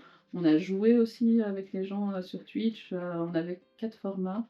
Bon, il y en avait un où on interviewait des acteurs du monde ludique, un où on parlait du festival, un où on jouait, et je sais plus c'est quoi le quatrième, mais bon. On ira voir. Voilà. Donc ouais, on avait une émission par semaine pendant, 6 mois. Je pense que c'était en 2021. C'était l'année de la sortie de Sauf que ouais. En tout cas, en 2022, on s'est dit: «On va refaire un vrai festival». Oui. Sauf qu'on voulait plus le faire en extérieur pour 2 raisons. De un, l'équipe logistique professionnelle qu'on avait avant Covid, n'était plus partenaire. D'accord. Donc on se retrouvait à n'être que des bénévoles, pour gérer la logistique d'un truc qui était énorme. Voilà. Et en plus, on avait bien vu que pendant les 2 dernières années d'avant que, ben, les mesures Covid pendant l'été, elles avaient tendance à se durcir. Et donc on se dit: «Bah, là, tout va bien, mais qui nous dit que pendant l'été, à un moment, ils nous refont pas des mesures?» Oui, OK. Et donc, ben, si c'était au cinquantenaire, ça voulait dire que tout l'espace du festival, alors moi j'ai jamais mesuré, mais officiellement on avait établi que c'était 40 000 m², puisqu'il y avait des pelouses qui étaient Oui. au milieu des tentes, des espaces qu'on n'occupait pas, mais qui étaient enfermés au milieu, Oui, quoi. oui, oui. Donc ça veut dire que tout cet espace-là devait être entouré de barrières nadar ou ERAS pour empêcher les gens de rentrer sans passe sanitaire, si c'était nécessaire d'avoir un pass. Oh, c'est ingérable ça. Voilà. Donc comme c'était pas possible, on s'est dit: «On va pas risquer de devoir le faire ou de devoir annuler si il faut le faire et qu'on peut pas, donc il nous faut un lieu en intérieur». Et vous avez trouvé? Et on est rentré en contact avec Tour et Taxi et les Oui. discussions ont été très compliquées. C'est dommage parce que Ouais, c'est un chouette voilà, endroit. et du coup, on s'est retrouvés, au début mai, sans contrat pour le lieu signé, avec du coup tout le reste qui prenait du retard aussi. Ça prend combien de temps d'organiser un BGF? Alors, à une époque, on avait ce qu'on appelait, le pôle culture, où on faisait une revue, la revue. Donc on a fait, une revue jusqu'en 2020 d'ailleurs. Elle est sortie en 2020. Et donc la revue, elle commençait en novembre de l'année précédente. OK, donc à partir de novembre, vous commencez Pour l'organisation la pour août de l'année Ouais, prochaine et tu me dis qu'en mai, vous avez toujours pas de lieu. voilà. Donc c'était problématique parce que du coup, tout ce qui est inscription, on lançait pas vraiment, enfin tu vois, des éditeurs et tout ça. Et donc, on était dans une sorte de stress. Et donc on s'est dit, bah, en fait, on a des personnes qui sont fragilisées dans l'équipe déjà mentalement, du fait du Oui, oui. Covid et de toutes ces répercussions, et cetera. Et donc là, on va se mettre dans le mal. Ça va peut-être se faire là et ça va peut-être être très bien, mais là, on se met un poids sur les épaules qui va faire que, ben, qu'il y a peut-être des personnes qui vont craquer, on veut pas ça, et au final, on veut pas faire un BGF comme ça sous tension. Bon, il y a toujours de la tension quand on le Oui, oui, fait, oui, mais oui, oui. pas la même non plus. Et donc, on a décidé début mai 2022 d'annuler. Donc ça avait déjà été annoncé, l'affiche avait déjà été diffusée, voilà, et on a annulé. OK, Et donc c'est la seule année où on n'a absolument rien fait pour un BGF. pour le VGF, parce que du coup, on n'a pas fait d'édition online, on n'a pas fait d'édition on tour, on n'a rien fait. Et du coup, on s'est retrouvés en 2023 avec, en fait, là encore, quasiment toute l'équipe qui avait démissionné. Parce que fragilité mentale, parce que, en fait, il y a des gens qui étaient arrivés en 2020 et qui avaient jamais fait un vrai BGF et qui, du coup, en avaient un peu marre.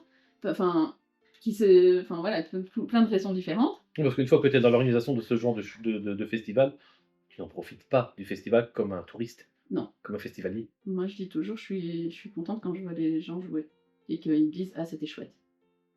Mmh. Mais ma première partie sur le BGF, je l'ai faite, l'année passée, c'était une demi-partie de Duck Cover. Et donc voilà, en 2023, il a fallu recruter. Il y avait déjà eu des recrutements avant, hein, mais voilà. Et on est reparti quasiment encore avec que des nouveaux. Donc, qui ont dû apprendre, machin. On a trouvé une salle donc, qui est The Egg à Anderlecht, avec 10 minutes à pied de la gare du Midi. Et du coup, on a fait une édition 2023 de reprise. C'est-à-dire qu'on s'est dit, ben, on va faire ça avec nos moyens. Donc ça, on fait pas, ça, on fait pas, ça, on fait pas. Qu'est-ce que vous avez sucré? Bah, tout le volet culturel. Donc, la revue, il n'y avait pas d'exposition, il y avait. Enfin, voilà. Qu'est-ce qu'on a arrêté? Un peu tout ce qui est animation, vraiment. Donc, normalement, sur le festival, en fait, il y a des éditeurs, Oui. distributeurs, il y a des associations qui viennent, il y a des gens qui, un peu lambda, qui peuvent venir présenter un projet aussi, il y a des boutiques, mais le BGF a toujours fait, je sais pas, une animation fil rouge, des choses, tu vois, qui habillaient un peu Oui, OK, les journées du festival. Et en 2023, on n'a à peu près rien fait. d'accord. Parce que, ben voilà, il fallait se concentrer sur d'autres choses, avoir des éditeurs, avoir du public, Et reformer une nouvelle équipe. et reformer une nouvelle équipe, avoir un catering qui tienne la route, aussi, parce que du coup, ben, les partenaires de 2019, c'était plus les mêmes, non, pour le catering non plus, donc il fallait tout refaire, quoi. En 2024, du coup, on a refait des choses, on a fait des murders, des escapes, une tombolade, enfin, des trucs un peu, pas forcément extraordinaires, mais voilà, permettre d'avoir des petits trucs en plus de je m'assois à une table de jeu et je joue. Et ici, pour 2025, à quoi on peut s'attendre pour le BGF? Alors, Qu'est-ce qu'il y a de prévu? en 2025, déjà, c'est la 10e édition. OK. Du coup, parce qu'on a compté les vraies éditions. Oui, les Donc, on vraies n'a éditions pas compté physiques la online, on n'a pas compté la on tour. et passer l'annulé, évidemment. Et pas ça l'annuler, évidemment. Pourquoi? Parce que du coup, c'était le festival dans sa conception Oui. entière, quoi. Qui, du coup, il n'y avait pas sur ces deux l'édition 20 et 21. Donc voilà, on est à la 10e. Donc déjà, pour les nostalgiques, potentiellement, ben, on va faire tout plein de choses, enfin tout plein, plusieurs choses, en rapport avec ben, ces 10 éditions. Ne fût-ce que déjà une expo des affiches, euh, qui sont quand même, enfin, j'ai dit pour la majorité, mais non toutes en fait. Les dessinateurs ont vraiment super bien fait ça à chaque fois, donc c'est assez incroyable à voir. D'ailleurs, pour ceux qui veulent, il y aura aussi des puzzles qui sont mis en place en vente au moment où on parle, nous ici. Ah oui, Ouais, donc a priori, il devrait y avoir toutes les affiches en puzzle 1000 pièces. toi? Ouais, donc pour ceux qui ont eu un truc fétiche, un peu, il y a moyen. Euh, Et voilà, moi, c'est encore un projet, mais je vous l'annonce déjà parce que comme ça, il va falloir qu'il se fasse. Oui! Il y aura un Qui est BGF parce que moi, je veux Ah, remercier un peu toutes les personnes qui ont participé à un moment à l'organisation du festival. des anciens et des nouveaux? Ouais. Et donc l'idée, c'est d'avoir dans un Qui-est toutes les têtes des gens. Donc c'est un vrai Qui-est avec des photos, donc on peut jouer au Qui-est. Et à côté, un petit fascicule en disant, ben voilà, cette personne-là, elle a fait telle année à telle année, elle a fait telle chose Voilà, pendant le festival. OK. Voilà. C'est une façon, bah après les gens s'arrêtent ou ne s'arrêtent pas, hein, mais c'est une façon de mettre un peu en valeur tous les gens qui sont passés depuis 2013 dans leur gap. C'est cool. Voilà. Ça, c'est chouette. Voilà. Et puis après, il y a plein d'autres choses qui sont en place, qui sont en train d'être mis en place. On a encore un peu de temps au moment où on tourne. Et donc, dans le au fest donc et en général, au BGF, on va trouver donc des tables de jeux ouais. proposées par les éditeurs, les Les distributeurs, distributeurs, les les associations. On a associations. la BGTech qui est gérée depuis 2 ans Et la maintenant. VGTech, c'est quoi? C'est la bibliothèque du festival. OK. Alors maintenant, depuis l'année passée, c'est plus les jeux du festival, c'est les jeux de notre partenaire Ludo Ludo, OK. qui du coup vient avec ses jeux et gère l'espace. Et donc les gens enfin, il y a des tables ce sont des tables libres, les gens viennent, empruntent un jeu, ils jouent Ouais, et puis ils voilà. repartent. Et OK. s'ils ont besoin d'explications, normalement, ils peuvent l'avoir aussi. Il y a des bénévoles qui sont là pour, Ouais. OK. Et ce qu'on va rajouter cette année-ci, c'est des petits panneaux. Pour ceux qui ont été à l'Alchimie, ben, en rapport avec ce qui se fait là-bas, à Toulouse. Du coup, où si on lève un panneau vert, c'est qu'on a de la place à notre table. Oui, bien! Ah oui! Ah, c'est pas con! Ouais, alors on fait que sur les tables de la BGTech parce que ça fait déjà pas mal de panneaux, ne t'enthousiasme pas trop. Si tu veux faire des panneaux verts pour ton espèce. Et un panneau rouge, j'ai besoin d'une explication de règle. Bien. Voilà, mais ils font ça à l'Alchimie depuis longtemps, mais voilà.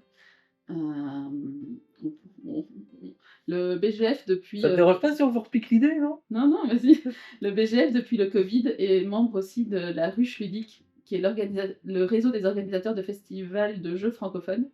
Attends, là, Ruche Ludique. donc C'est réseau Alors, c'est pas ah, c'est pas na non, c'est non, OK, c'est le réseau des c'est organisateurs de festivals de jeux francophones. OK, d'accord. Je pensais Donc que c'est c'était un juste acronyme, Non, c'est juste parce que du coup, on est des petites abeilles on qui travaillons dans l'ombre. fais la Voilà. petite abeille, allez. Mais je le fais toute l'année. Et, et donc voilà, on fait partie de ça. Et donc c'est pour ça que voilà, on a des liens avec pas mal de festivals en France ou ailleurs. On reprend du coup des petites idées comme ça. Ouais, c'est chouette. Ouais. Et, enfin, ouais, c'est sympa, tu vois, comme réunion de discuter, de se rendre compte que parfois ailleurs il y a les mêmes problèmes et que t'es pas tout seul à avoir certains trucs qui vont pas. Ouais, voilà. Ce qu'on a essayé, on essaye du coup de reprendre aussi, c'est une attention au public handicapé. Ça, en 2023, bah, ça prend du temps aussi de réfléchir à tout ça, donc on l'a pas fait du tout. L'année passée, on a fait un peu plus. Bon, il y a Accessi-Jeux qui vient tous les ans depuis des années. Mmh. Mais l'année passée, on a réussi à avoir des étudiants interprètes en langue des signes.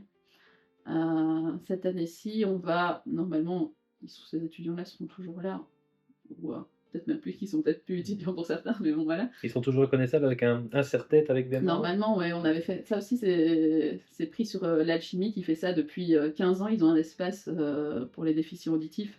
Et donc, ils ont, je sais pas si c'est un serre-tête ou une casquette chez eux, mais avec des petites mains Avec pour des être repérés. OK. Et donc, cette année-ci, on devrait avoir le CRE, qui est une association bruxelloise pour personnes malentendantes, qui va pouvoir venir signer aussi des jeux à la BGTech, signer les règles. On va avoir sur le site le retour de quelque chose qu'il y avait avant Covid, qui était du coup la présentation des jeux, mais avec du coup des pictogrammes sur l'accessibilité.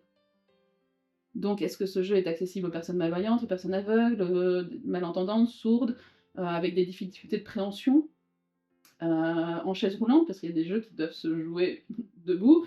Est-ce que ce jeu est accessible en français, en néerlandais, en anglais? Parce que là aussi, l'année passée, on a eu la remarque, et à raison, que ben, à Bruxelles, c'est pas que des francophones. C'est vrai que le festival est majoritairement francophone. Mais les jeux ne sont pas tous uniquement Non, non, francophones, tout à fait. mais il faut savoir lesquels. Et donc, si on l'indique pas quelque part, les gens ne savent pas. Et donc là, l'idée, c'est bah voilà, de permettre aux gens, les daltoniens aussi, ça sera indiqué. Pour les jeux qui ne sont pas du coup accessibles aux daltoniens, n'auront pas le logo. Enfin voilà, de permettre un peu de se dire, bah voilà, je viens, qu'est-ce que je peux faire ou pas. Top, Voilà. top. Il y a des tournois? Il y a des tournois.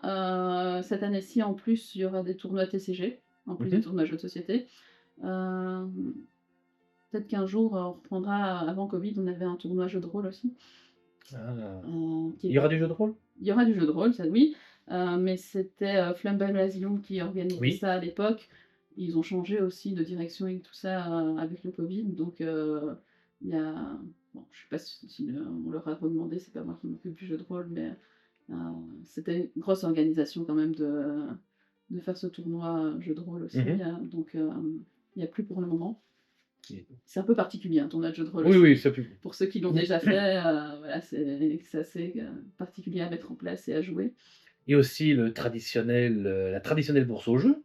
La bourse au jeu, oui, qui, j'ai pas les horaires en tête de cette année. Les horaires ont un tout petit peu changé, mais comme les horaires du festival ont un peu changé aussi, jusqu'à l'année passée, il y avait une nocturne complète, du samedi soir jusqu'au dimanche matin. Oui.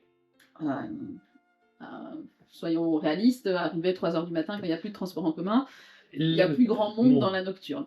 Donc ce qu'on a décidé de faire cette année, c'est de faire 2 petites nocturnes. OK.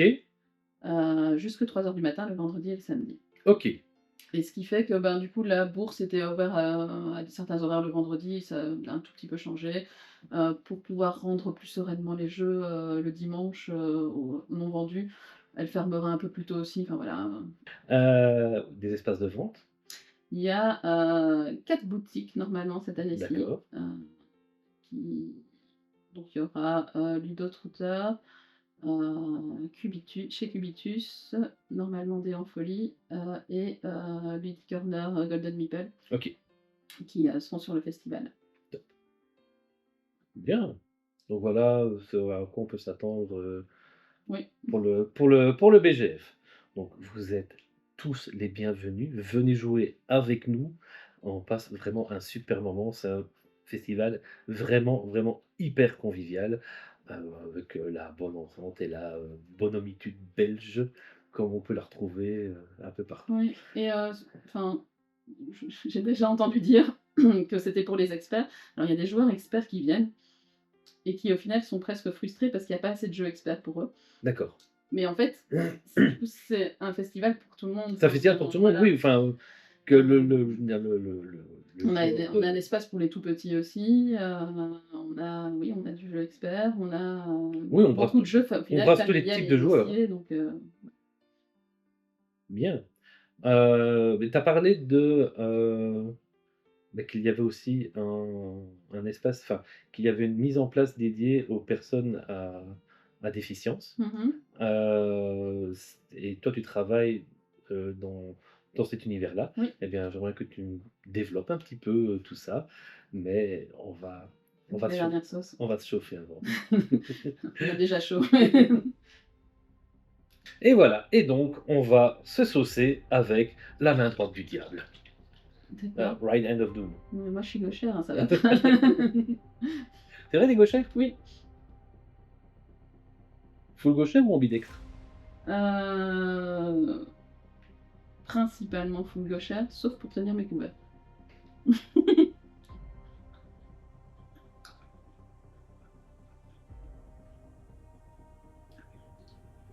Elle est pas très bonne en plus celle-là. Elle est fort salée. Je crois que c'est celle-là ma préférée. Ah ouais? Elle est clivante, hein, celle-là. Bah la cerise. Après c'est dommage qu'après la première bouchée tu sens plus la cerise, mais j'aime bien la cerise. Ça va, tu vois? Ça va, j'ai pas envie de manger le deuxième.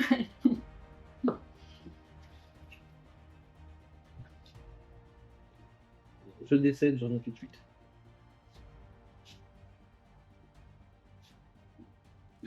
Oh. Oh. Oh.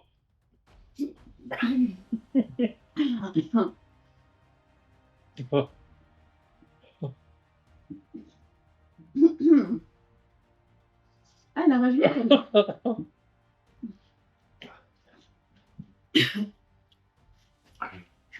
T'as soif? Non? Ouais, je pense que je vais le prendre un peu. Vas-y, prends. Oh. Oh, merci. Il y a un gap entre les deux. Hein. Oh. Oh.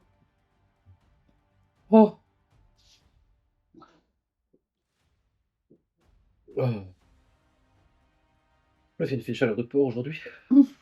Pardon.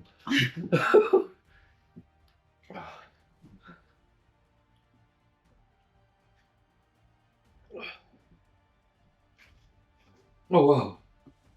Oh là, c'est ouh. Mais c'est bien, on va parler du jeu avec Ah. handicap, on sera handicapé pour en parler. Donc pour toi, c'est une importance d'avoir une grande accessibilité du jeu pour les personnes en situation de handicap. Ouais. Vas-y, développe un peu ce Euh, côté-là qui te tient à cœur et pourquoi ça te tient à cœur? Bah parce que déjà, je travaille avec, effectivement avec des personnes déficientes visuelles. Euh, Et exclusivement déficient visuel? ouais. Alors, en théorie, la bibliothèque est ouverte à toutes les personnes incapables de lire un livre ordinaire. Donc, déficients visuels, dyslexiques. Mmh. On a des personnes qui font des dialyses ou des traitements de chimio et qui, du coup, restent immobilisées longtemps sans savoir bouger et qui, Oui, du coup, prennent aussi des livres audio. Mais c'est pas pour lire un livre audio dans ta voiture. d'accord. Et donc, bah, comme je disais tout à l'heure, quand j'ai fait une spécialisation en sciences et techniques du jeu, je travaillais déjà chez EFA. Et donc, j'ai fait un truc facile, j'ai fait mon TFE sur le jeu pour les personnes déficientes visuelles, histoire de gagner un petit peu des heures dans les journées compliquées. Euh, donc, j'ai déjà adapté un Time's Up, fait jouer les gens à euh, comment il s'appelle ce jeu? Black Stories, Oui, avec tes cartes agrandies, tout ça, etc. Euh, un Get a Letter, t'as aussi la photo en bas de votre écran, qui est un jeu au final assez d'accord. Get a Letter. Get a C'est letter. un Ouais, jeu OK. où t'as l'alphabet devant Oui, toi, un peu comme mot pour mot si tu veux, oui, oui, oui, oui. où tu vas prendre la lettre de ton côté ou pas. Et donc ça, tu peux le jouer sans souci aussi. Et j'ai utilisé tous ces jeux en animation littéraire. Et en parallèle, j'ai commencé à réfléchir sur l'adaptation de jeu. Et du coup, je me suis retrouvée à adapter des jeux. J'ai adapté Okia. J'ai quelqu'un qui m'a imprimé des dés 3D pour Zombicide. Enfin non, pas les dés 3D en fait. Les dés de Zombicide, ils sont déjà creux. Oui, Sauf que quand du coup tu les imprimes à cette taille-là, oui, ben, les creux peuvent être reconnus avec le doigt. oui, OK. Et donc tu peux jouer à Zombicide en étant déficient visuel Ah grâce à donc ça. des dés un peu plus surdimensionnés. Ouais, ils font 10-12 cm, je dirais, OK. de côté. Donc voilà. Et ce qui fait que quelques années après ça, j'ai fait jouer des gens voyants en situation de handicap dans des différentes soirées. J'ai commencé à la table Food and Game, du coup, Mmh. et j'ai été à l'Alliance, qui n'existe plus, mais qui était un bar à jeux aussi à Bruxelles. Euh, j'ai été dans une soirée jeux à Tubize, parce que je connaissais l'organisateur. Enfin, Mmh. voilà, j'en ai fait 4, je pense. Euh, après, j'ai arrêté par manque de temps et parce que Covid aussi, du coup. Mais j'ai pas eu le temps de. C'est dans mes projets, tu vois. Un jour, je referai des jouer sans les yeux, j'avais appelé ça. Mmh. Où du coup, il y avait une dizaine de jeux, 10-12 jeux où on jouait sans rien voir. Alors, il y a des jeux du commerce aussi, hein. Il y a Nyctophobia, c'est un jeu qui était édité. J'ai la photo aussi en bas de notre Ouais, ouais, écran. mais ça, je vois quel jeu c'est. Où on joue avec des bandeaux. Mmh. Voilà, et j'en emprunte du coup au travail en plus. Euh, et les gens jouent avec des bandeaux ou avec des lunettes de simulation. Donc tu fais jouer aussi les personnes non déficientes? Ouais. J'ai eu des personnes déficientes visuelles qui sont venues, mais c'est pas toujours facile pour elles de se déplacer jusqu'au lieu. Mmh. Et du coup, il y en a pas eu beaucoup. Au final, c'est plus de la sensibilisation que des séances où on fait jouer les personnes handicapées. Ceci dit, là, depuis qu'on a repris après Covid, j'ai essayé, dans la mesure du possible, d'avoir à chaque fois des jeux adaptés. Donc déjà en 2023, j'avais, par exemple, chez Eclat, ils avaient adapté le trio, qui était Il est adapté comment? ils l'ont adapté comment? Je pense que les cartes sont marquées et que c'est juste ça. Après, tu as aussi un espace pour me mettre les cartes, je pense aussi débloqué un petit peu au milieu de la table. Mmh. toujours le problème quand tu touches sans voir, du coup ta carte elle peut vite partir sur le côté. Mais sinon, je pense que les cartes sont juste marquées, pardon. Mhm. Je sais pas, ils ont adapté un Farbun Farbun, c'est un jeu d'acting game. La photo en bas de votre écran. Et où on va raconter des histoires en fonction de couleurs. Tu ne connais pas le jeu. Non, je connais. Donc, Non. tu as différentes cartes de couleurs dans ta main, et on va te dire raconte-moi quelque chose en rapport avec ton enfance. Et donc, tu vas sortir la carte verte, parce que quand tu étais petit, tu allais en vacances en camping, et donc tu mettais la tente dans l'herbe.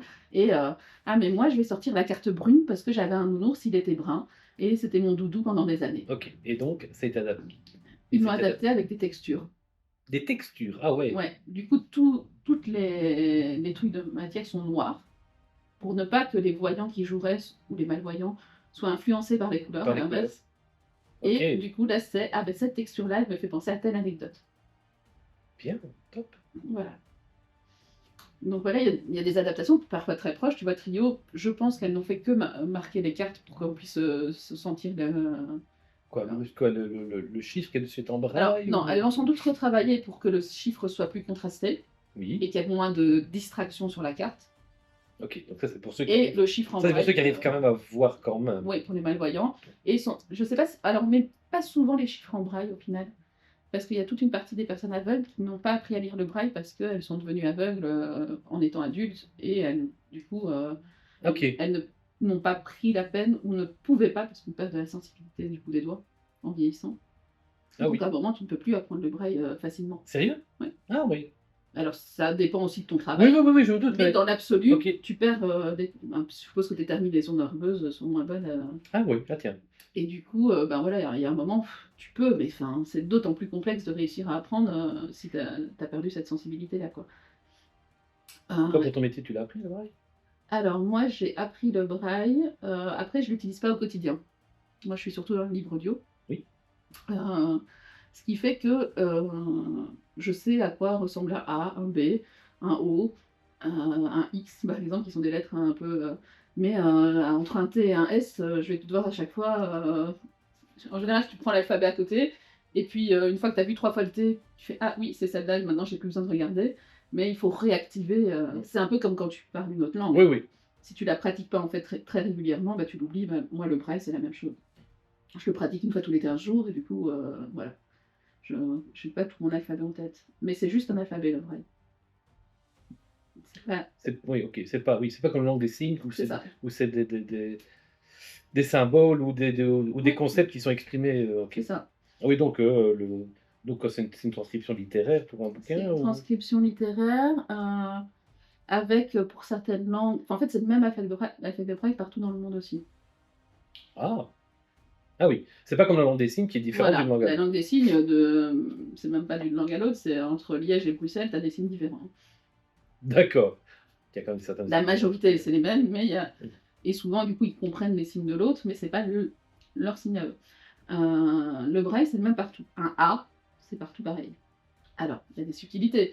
Si tu me dis en tchèque, il y a le... Je sais plus quelle lettre, le SCD. Oui, le SCD, le TCD. Oui. Voilà, bah oui, ça n'existe pas quand Braille il a créé son alphabet en français, ben il n'y avait pas de SCD. Donc ils ont inventé après coup un signe, une combinaison de points pour indiquer cette lettre. Comme par exemple en japonais ou en chinois, c'est des syllabes. Oui. Bah, du coup, ils retranscrivent les syllabes en lettres. Alors je suppose, en japonais, il y en a encore, en chinois où tu as 8 tons différents, bah, à chaque fois, il faut mettre quelque chose pour dire que c'est pas ma, c'est ma. Enfin, voilà. Il y a tous des trucs, les symboles mathématiques n'existaient pas tous au temps de Louis Braille. Il a fait ça au 19e siècle. Hein, donc, il n'y avait pas les mêmes choses.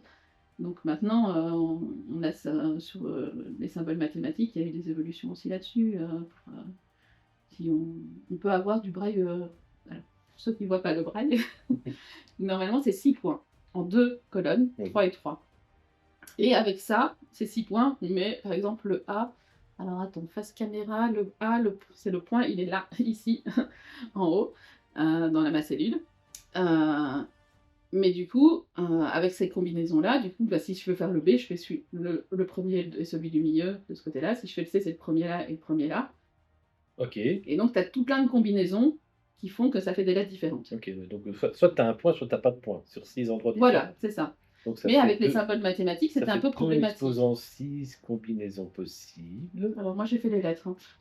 Donc on a 60, on a 64 représentations possibles. Du Voilà, coup. admettons. Voilà. Et donc, bah, comme je disais, les gens n'apprennent pas tous le braille, ce qui fait que tu as beau mettre un chiffre en braille sur ta carte, ils ne vont Oui, pas savoir le lire. Et donc, bah, si tu regardes les jeux d'Accessi-Jeux ne sont jamais avec les chiffres en braille. d'accord. C'est à chaque fois un petit point pour l'unité et un gros point pour le 5. Donc tu peux avoir maximum 4 petits points et après autant de gros points qu'il faut. En général, dans les jeux, tu montes de toute façon pas au-dessus de 15-20. Non. Voilà. Et bah voilà, à la ludothèque, c'est ce qu'ils font aussi souvent, parce que voilà, ça permet d'avoir une, une variété plus grande de gens qui peuvent avoir accès aux chiffres. Bien. Après, voilà, là, ils sont en train d'adapter une sorte de jeu universel. Alors, universel. Ouais. L'idée, c'est d'avoir les chiffres de 1 à, je sais plus combien elle fait, dans 6 couleurs différentes. Alors, vraiment en couleurs, parce que pour les malvoyants, Oui. mais aussi avec une représentation tactile de la couleur pour pouvoir savoir si j'ai la carte verte en main ou la carte rouge. Ok, donc, ah oui, donc tu auras une texture différente par couleur. Voilà. Sur Et oui, donc je suppose que côté de la carte. je suppose que la texture doit être bien, enfin, il doit y avoir un méchant contraste de texture entre elles, quoi. Ouais, Et c'est quoi comme type de texture qu'on peut ressentir alors? Mais c'est assez basique parce qu'elle va pas coller des textures, donc ça va être plus un peu de l'embossage ou tu vois. Donc elle a choisi des petites lignes pour faire de l'herbe. Ok. Je pense qu'il y a une sorte de soleil pour faire le bleu en fait du ciel. Donc quand tu passes tes doigts dessus, C'est un dessin. tu ressens, Voilà. enfin, c'est un dessin en... C'est un truc avec des points pour faire le citron. Il faut des images en fait mentales assez basiques pour les gens. Et donc l'herbe elle est verte, le ciel il est bleu, le citron il est jaune. Je sais plus en rouge ce qu'elle a choisi. Mais il faut que ce soit des choses que les gens ils associent même s'ils n'ont jamais vu les couleurs. Ils savent bien que le ciel est bleu.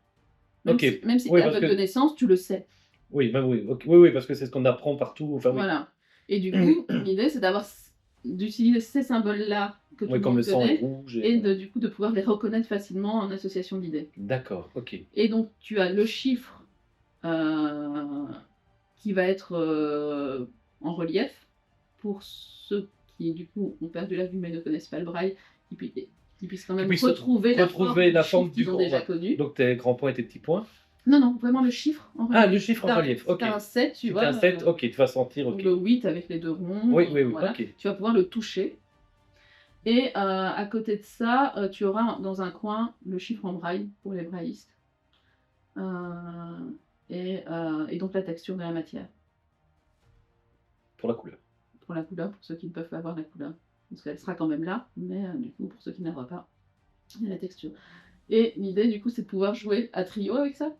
Mais oui. De pouvoir jouer je sais pas, là j'ai pas d'autres j'ai pas de trucs en tête, mais il y a plein de jeux qui ont que des cartes avec des chiffres. Ouais, Happy Moshi par exemple. Voilà, par exemple. Tous les autres. Du coup, je ne sais plus jusqu'à quel chiffre elle va.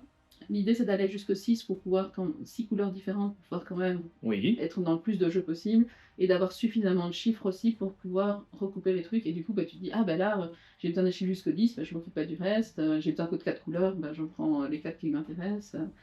Voilà. Et de pouvoir faire un jeu universel qui permet de jouer à plusieurs jeux. Ok, oui, donc top. Voilà, mais ça fait un long travail d'adaptation. Je me doute.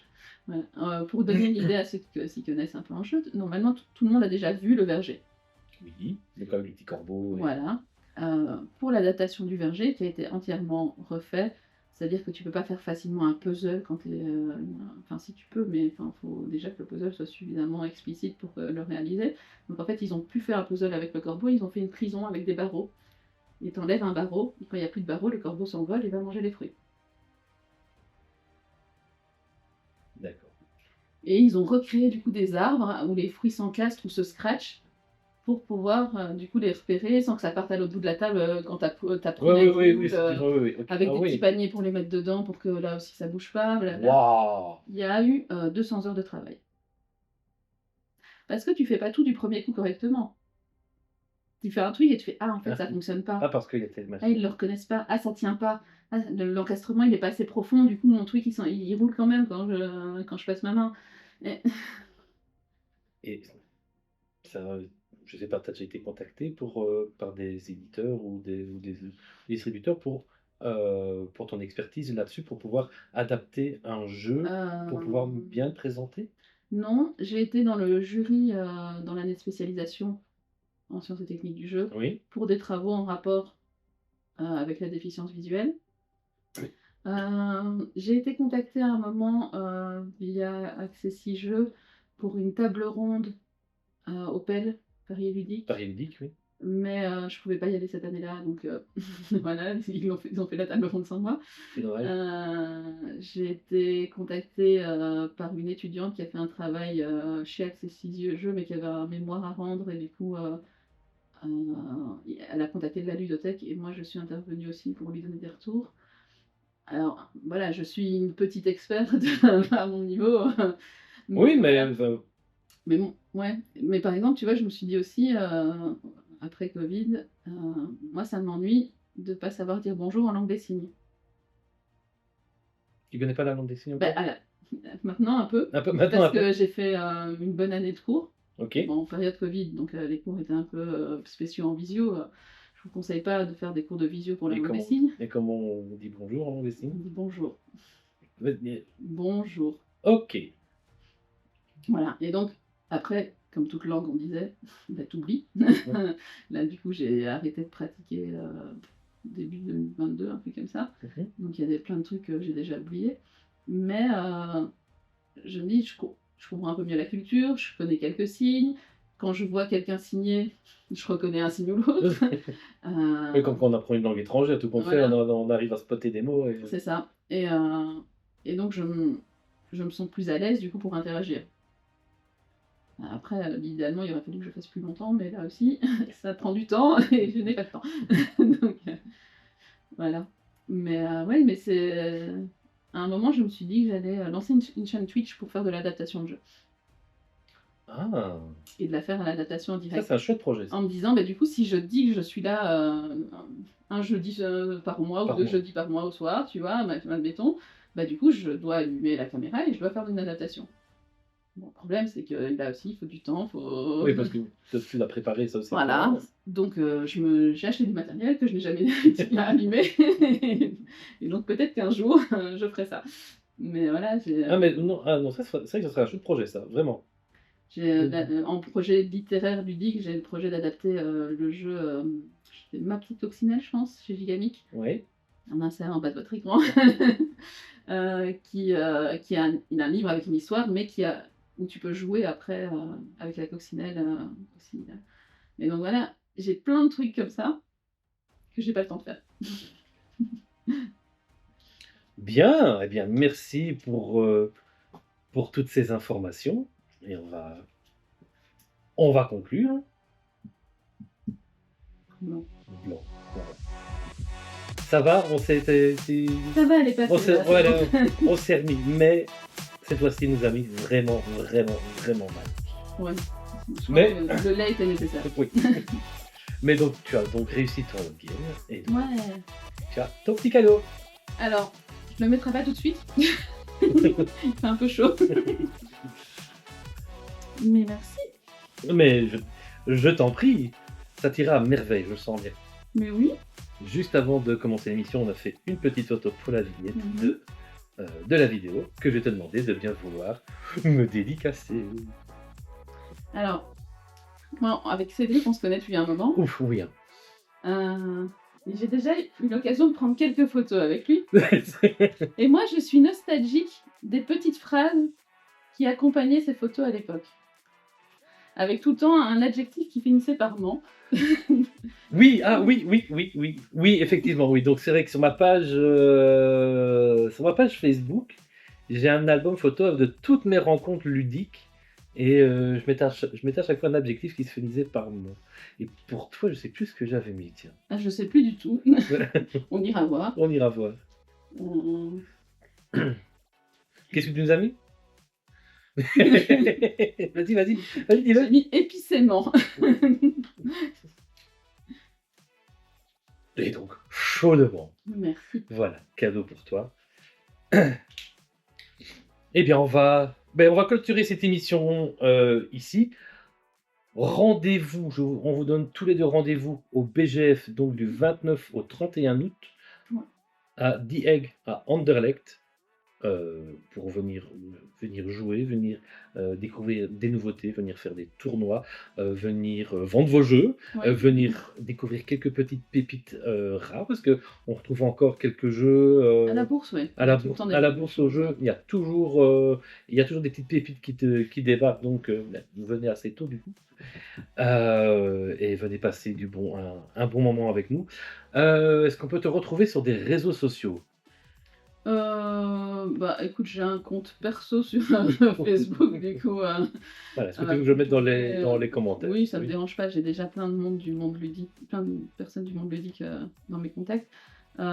Sur Instagram, c'est Cinelia avec 2 Y. Mais je fais surtout du repost de mes amis qui pensent à faire des photos. Mais bon. Mais voilà, il y a un post qui reprend une partie des jeux dont on a parlé pendant cette vidéo, si vous voulez, où j'en parle aussi. Et c'est tout. J'ai pas du coup de YouTube, de Twitch. Je vous mettrai aussi donc toutes les infos des réseaux sociaux du BGF, Mhm. de Eclat aussi, si vous avez des différents médias. Pardon, ça, comment... Sur un petit élan. Donc tout ça est dans la description de la vidéo. Comme j'ai dit au tout début, commentez, likez, partagez, allez écouter le podcast aussi des autres émissions, parce que il y a certaines émissions qui étaient beaucoup plus longues que ce qu'il y a en vidéo, donc vous aurez toutes les infos en podcast. Et Dédicace à Michel. dédicace à Michel, qui est maintenant membre du jury pour l'As d'Or de Cannes. Ouais, félicitations Michel. Et voilà, on va clôturer ici et je laisse le mot de la fin à Laetitia. Eh bien, au plaisir de vous voir du coup fin août. Je serai pas avec le t-shirt Hot Game, j'aurai un t-shirt rouge, mais du coup, vous pouvez venir me dire bonjour sans problème.